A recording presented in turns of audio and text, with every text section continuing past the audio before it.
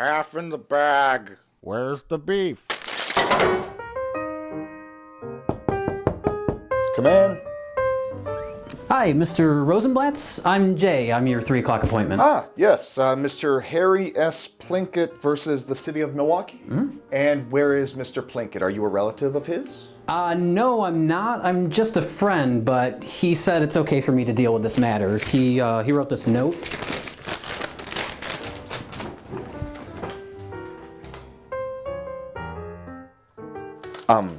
I'm afraid I'll have to speak with Mr. Plinkett personally, unless, of course, you have power of attorney. No, I don't. I only have the power of Grayskull.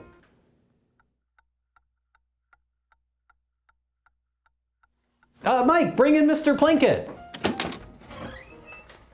Hello, I'm Mr. Plinkett. As you can see, I'm still alive, and I give Jay and Mike permission of attorney. Ho, ho, ho, ho, ho. I'll sign any paperwork you ask me to sign.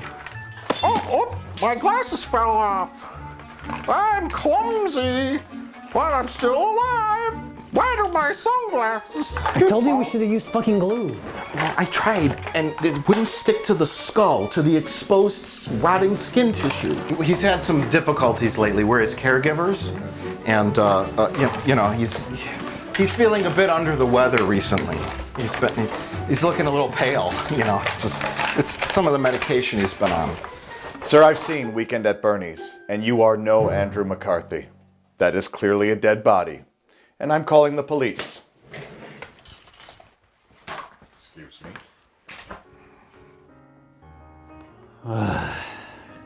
This has been a horrible, horrible failure. Don't worry, Jay. If we were able to fool the lawyer into thinking Mr. Plinkett was still alive, we can fool the police too. Seen any good movies lately? Hey, Craig, these guys want to buy on the next round, man. I'm Colin, this is my wife, Violet. It's Violet's birthday today, so we thought we'd go out on the town, get a little crazy. Violet and I came up with this idea for an awesome night. What do we have to do? Whichever of you fellas does this shot first gets $50. Boom. Wait, what? Oh! Meanwhile, wait, what?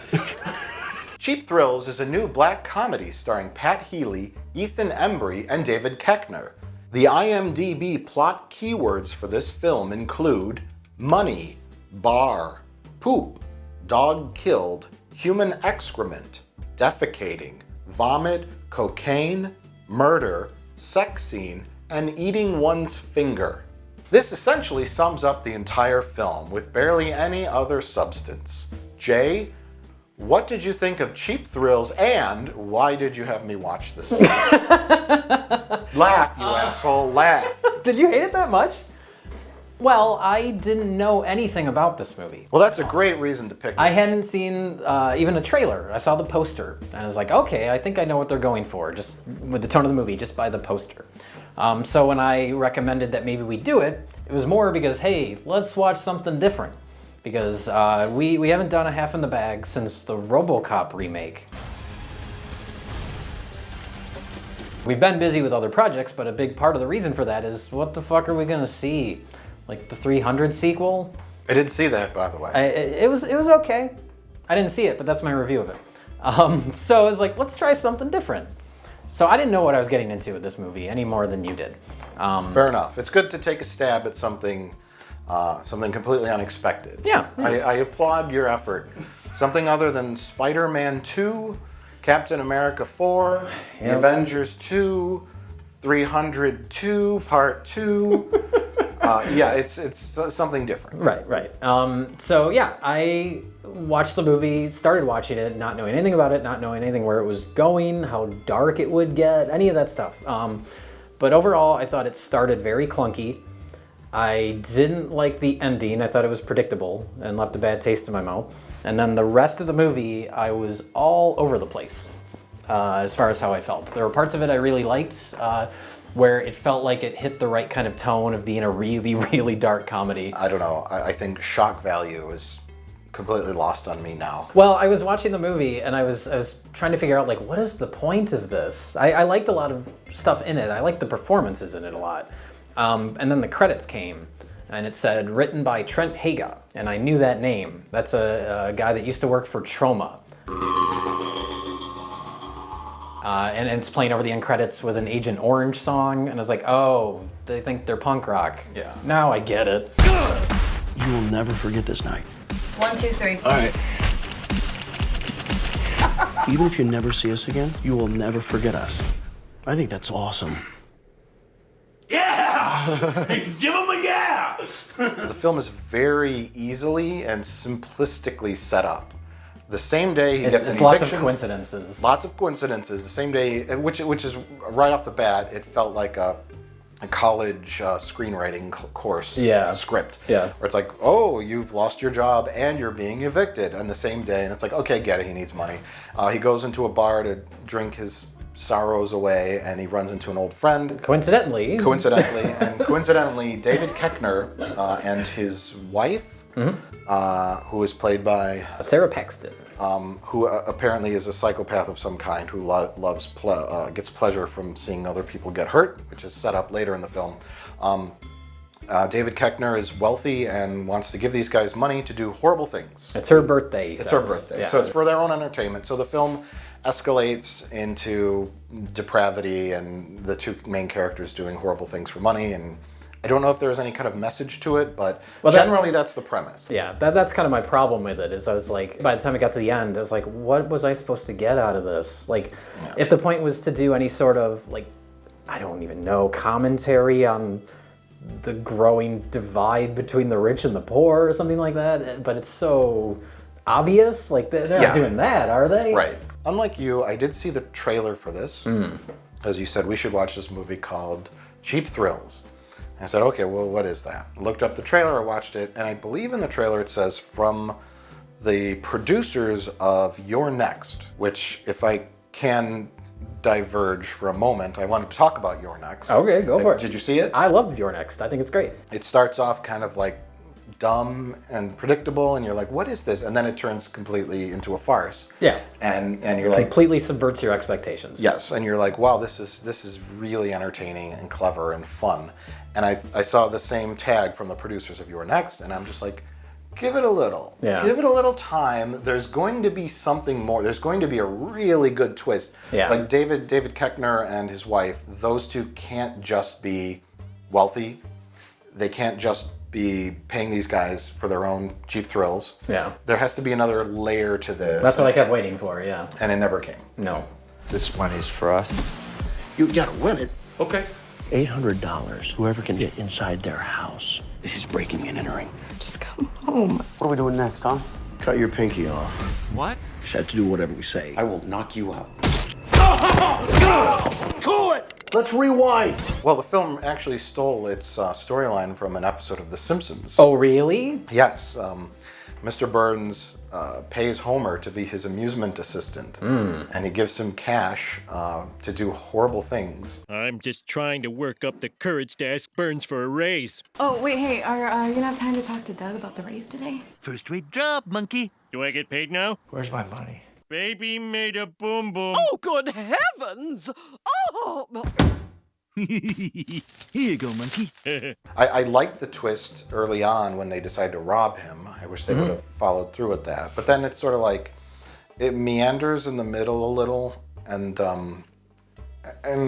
yeah, it's kind of up and down as far as those aspects are concerned. Yeah, there was one stretch that really worked as the type of black comedy that I like, which is when he's... Spoilers! What are we doing next, huh? Cut your pinky off. When he's going to pay him to cut off his pinky. And it's like the two of them, the two main guys, like bargaining over who will do it for, you know, the least amount of money. And then that whole sequence where they gotta cauterize it, and it's still, the finger isn't cut off all the way, and it's dangling there. And I liked that part of it. And I wish the whole movie kind of had that same sort of tone and energy. I guess I'm kind of glad that it didn't ramp up to stupidity levels, like, let's go here and steal a helicopter, Sure. blah, blah, blah, whatever. So it kept it realistic in a creepy black comedy kind of way, but Yeah. it lacked the backing of a really good... Of a point? A really good character arc, a really good lesson, a really an interesting twist. Yeah, that's the thing, is I predicted the ending. I was like, I know where this is going to go. And I was hoping it didn't do that. I was hoping it would subvert that in a way that kind of makes you... Because I like feel-bad movies. I like dark, bleak movies that make you feel like shit when they're over. It's why I like Lars von Trier. But you have to feel like you're getting something out of that, not just dark and bleak for its own sake, just to make you feel miserable without gaining any sort of insight into these characters or any sort of commentary on humanity or anything. I think there were a lot of people out there, kind of like the people that like the torture movies. I don't get anything out of torture movies. Yeah. I get a lot of stuff out of horror movies if there's a real good psychological element to it that really scares you. Sure. Torture movies where people just go, ooh, there's, they're cutting their hands off, they're stabbing them, and to me it's fake. It's a movie. There's no psychological element to it. It's just gore. Yeah. Gore is fun, but this, I could see a lot of people just enjoying the gross out elements to this, the shock elements, and just having fun with it. It's made for the trauma audiences. And there are smarter, better, cleverer, more clever trauma things. But this was, I was like, oh, okay.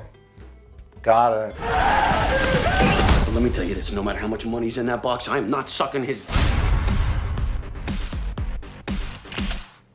I can email these to you later.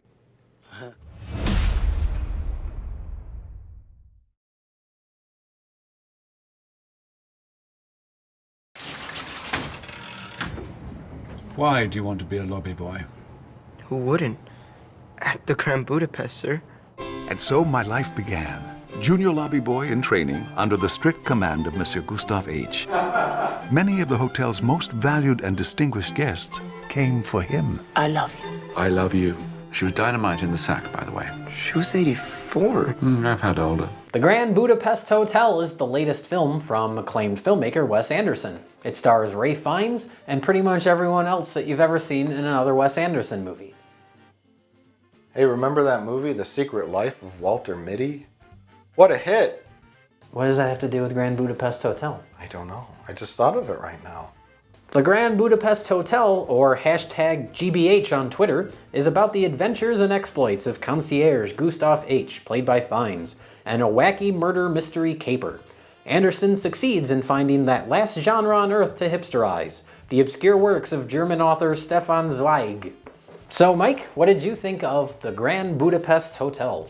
Hated it. That was a reference to Men on Film from In Living Color, circa 1984. I wasn't even born then. No, of course, how could you not like a Wes Anderson film? You don't like some Wes Anderson films, right? No, that's not true. That's a lie, in fact. The only Wes Anderson film I turned off was The Royal Tenenbaums. I think it was a particular mood at the time I started to watch it, and it was Ben Stiller in a red jumpsuit and two miniature Ben Stillers, and I watched literally 5 minutes of it, and I'm like, I don't have the mental patience for this right now. But all the other Wes Anderson movies, great, of course. My favorite, of course, Life Aquatic. Life Aquatic's probably my favorite too. I really like Darjeeling Limited. All of them are good, and then he has his obvious, goes without saying, his specific style. Yeah, that's something that some people complain about, though, that he has this style and he does the same thing every time, but that, I don't know. He's made different types of movies that you can all tell visually that they're his movies, but you have, like, the Fantastic Mr. Fox, which is a wonderful movie. Yeah. And, like, this movie, too, Grand Budapest Hotel, which I liked a lot as well.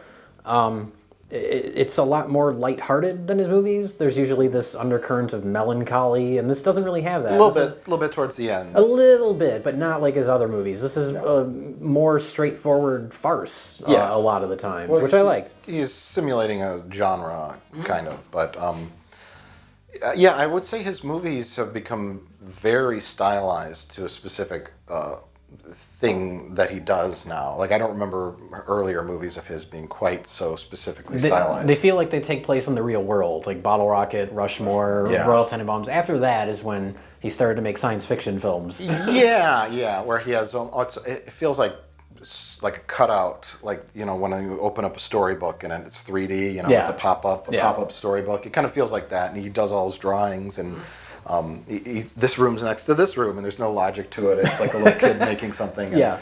Actually, this one's probably more grounded than like Life Aquatic is where he really went off the deep end with like the no pun intended with like the stop motion sea creatures and stuff like that. And yeah, this is a little more grounded in reality, but it's except for the ski chase sequence. Oh, the best scene in the movie. It was actually exciting.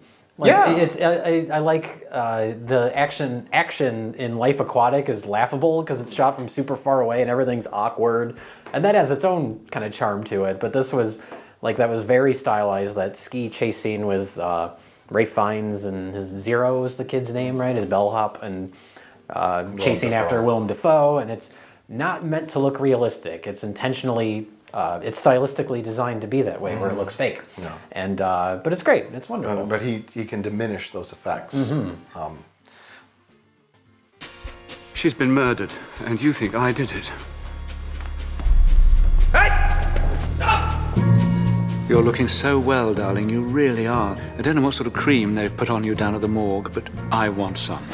This is Madame D's last will and testament. To Monsieur Gustave H. I bequeath a painting known as Boy with Apple. Wow. What?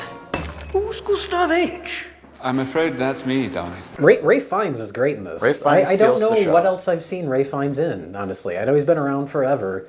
He's been in The lots English of movies. Patient. I never saw The English Patient. He was in the Avengers, the first Avengers film with Uma Thurman. Well, if there were one detriment, I would say that Ralph Fiennes steals the show so much that he overshadows all the other actors, pretty much. I mean, Zero, good. It's like a kid role in a Wes Anderson movie, like the leads in Moonrise Kingdom, where it almost seems... If they were in a different movie, this would come off bad. Yeah, exactly. And then all the other Anderson regulars are underused. You know, Bill Murray's in it just briefly, and all the others, which is fine. But I always see the Wes Anderson movies as an ensemble. We should say the movie is sort of a story within a story within a story. There's multiple framing devices for the main narrative of the movie, and they're shot in different aspect ratios. Yeah. Which, you know, a little show-offy, but I didn't mind it. Yeah. And I thought he utilized it well. Wes Anderson's known for the way he frames shots, where he places his actors in the frame,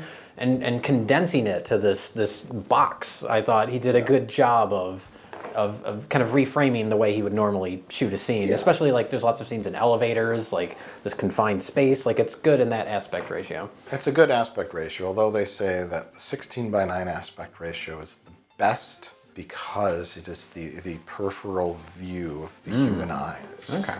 So what you're saying is Wes Anderson fucked up. He is a horrible fuck up and a fraud.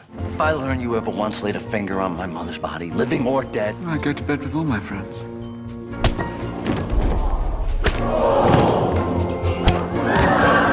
We need to make a plan for your survival. Hide this. It's in code and you might need a magnifying glass to read it, but it tells you exactly where and how to find Boy with Apple. I'm a baker. I'm not a fence, if that's the term.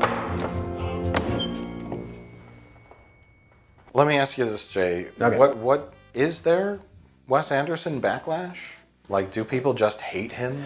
I don't know if it's backlash. I think it might be people that are sick of his style, because it is it's not like a Woody Allen where his style is almost no style. He just kind of shoots things and let it happen, and you watch his movies and you know you're watching a Woody Allen movie because of that. His movies are so stylized and everything is so precise and so detailed and so mannered. And I think that just turns some people off. He develops good characters, and it doesn't feel completely forced or phony. And I wasn't as emotionally engaged as other Wes Anderson movies, but this one is trying to be more of a lighthearted farce, so you can't fault it for... The best word to describe it, charming. Charming. I was actually, this one more than any of the other ones, I was thinking as we were watching it, like this probably is more accessible than some of his other movies. Like I can see this playing to a wider audience because it's more sort of jovial and funny than his other movies have been. Yeah, it's the dialogue's fast moving, things are fast moving, you gotta kind of pay attention to keep up. Yeah. You know, it's like, but yeah, it's whimsical, and you know, we're not bowing to the greatness of Wes Anderson as, you know, the savior of cinema or anything like that. So don't think that. I really like his movies. No, that would be the savior of cinema. That would be Brett Ratner.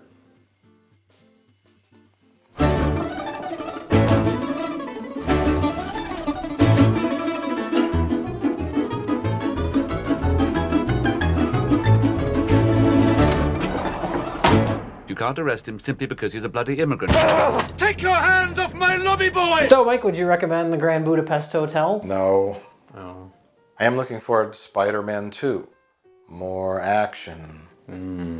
Spider-Man fights Electro and the Lizard and I should say that's Aunt May. Part of the reason we picked the movies we picked to talk about this week is I was looking at, like I mentioned, the 300 sequel. Who cares? And I was looking at the movies coming out over the next few months. And this is a dismal time for movies. All the big movies, they all just look like... I was flipping through, months, and it's like, I feel like I've seen this already. Right. Transformers 4, like, I can't even muster up the energy to want to see that to make fun of it. Like, I don't care. We've said this before, it just feels like soulless product. Yeah, and that's the thing is, like, definitely with Grand Budapest Hotel and even Cheap Thrills, like, they feel like movies made by people as opposed to something made by a robot or a committee, where the bigger movies, especially the ones that are coming out this year, just everything feels so calculated. You know what's weird? The Michael Bay Teenage Mutant Ninja Turtle movie comes out this year. It comes out in August. And they don't even have so much as a poster yet. Maybe movies are going to be, they're going to turn into like, when they don't screen movies for critics and then they come out, they're going to stop showing trailers for movies. The Ninja Turtle movie's out now! Just go see it. What if they just stop making movies and they just have posters and you pay to go into the theater? Everyone just sits there and eats popcorn. And then, and plays on their phone for an hour and a half. Yeah, and then they leave. And then you have credits roll. It's just a blank screen for an hour and a half, and then credits roll, and that's how they know to leave the theater. Hollywood accountants love this idea, or just a screen of white with noise. Just a consistent noise, or would you have like explosions and people yelling, "Get in the car"? Well, see, that would take production effort. Someone would have to write that, and they're in a writers' union, and they would have to get paid. Just white noise and a screen and for 2 hours, and it would be very similar to the ending of Man of Steel. Yeah. Sensory overload starts to nauseate people to the point of vomiting, and then they call it a movie, like Man of Steel, where it's just it's just sensory overload, and then people pay money. It's a place to go, eat popcorn, and check your email on your phone. Yeah. And you hear loud noise, and then when you leave, you say, "Oh, that was great." In fact, they'll just start calling movies numbers. Oh, sure. 16389.2. No, you still have to have a catchy title. Oh, really? Yeah. Okay. Have you seen 16983.8? Because I have. It was fucking awesome. No, you still need. You can call it, G.I. Joe Annihilation. Still come up with titles that people recognize. So, Jay, would you recommend Wes Anderson's new film, The Grand Budapest Hotel? No. I would not either. Spend your money and see 300, Rise of an Empire.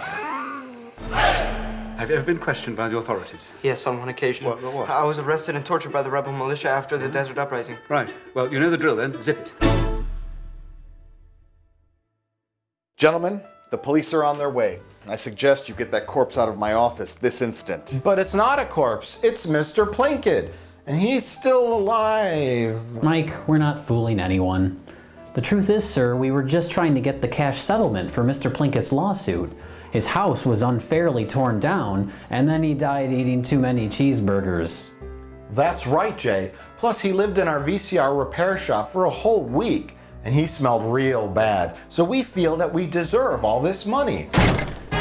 You two don't deserve diddly squat. What? You fools! I've been alive this whole time. My identical twin brother, Barry S. Plinkett, kidnapped me from the bingo hall months ago and stole my identity in an attempt to get my money. But then he accidentally died eating cheeseburgers, I guess. I just escaped from his basement where he had me tied up. Please don't point out the irony in this matter. Well, the real Mr. Plinkett, I'm glad you're here so I can finally close this case. The city of Milwaukee is prepared to offer you $1.6 million in restitution for the loss of your historic house. Oh, that sounds great, but I think I'd like to go with our second option. Oh my God. What is the second option? The city has offered to completely rebuild Mr. Plinkett's house from scratch. All the debris reassembled, but in a different location. What? They estimate this will cost $1.5 million, which is cost beneficial to the taxpayers, so they're pushing for that one. No, Mr. Plinkett, no, don't do that. No, that's a terrible idea. With $1.6 million, you could buy a brand new home and have tons of money left over. You boys just don't understand. I've got a lot of great memories associated with that house. It's a place where I was born 100 years ago. Why, it's the house I lived in with my sweet wife until she died in 1933. She's buried in the backyard. Oh, I forgot. Well, now I guess she's buried under the freeway. Whoops. But that place is a part of me, and I want it back, no matter the cost or the logic. Great, great. Now do me a favor and get that dead fucking body out of my office. Oh, sorry. Oh, shit. Can you get it through here? Get him to help. This is his fucking Plinkett, can you problem, help too. us? What's wrong? I'm trying to get the body out. What are you doing with my fucking brother here? Get him out. Where's... I'm trying. I'm stuck. Well, the chair's stuck. Drop them on the floor. Give me the body. Plinkett, his pants have fallen down. This is disgraceful. Oh, get him. I'm gonna get the chair out of here and get him in the chair. Get him in the chair. I'll take the wheelchair out separately. Put the corpse in the chair and then we can get the whole thing out at once. What are you doing? There's his hat. Don't forget his hat. Jay. I gotta... Listen. Oh. Jesus Christ. Where does this go? All of his clothes have come off now. All of his clothes. This is just ridiculous. Where does this arm go? Oh, God. His arm has come off. I gotta put an arm on my brother. Would it be all right if we left him here? No. All right. I figured I'd ask it again. I figured. All right. Oh, no, the door is shut. Trying to get this part.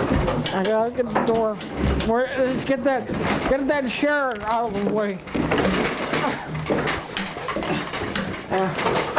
Okay. I got it free. You got it?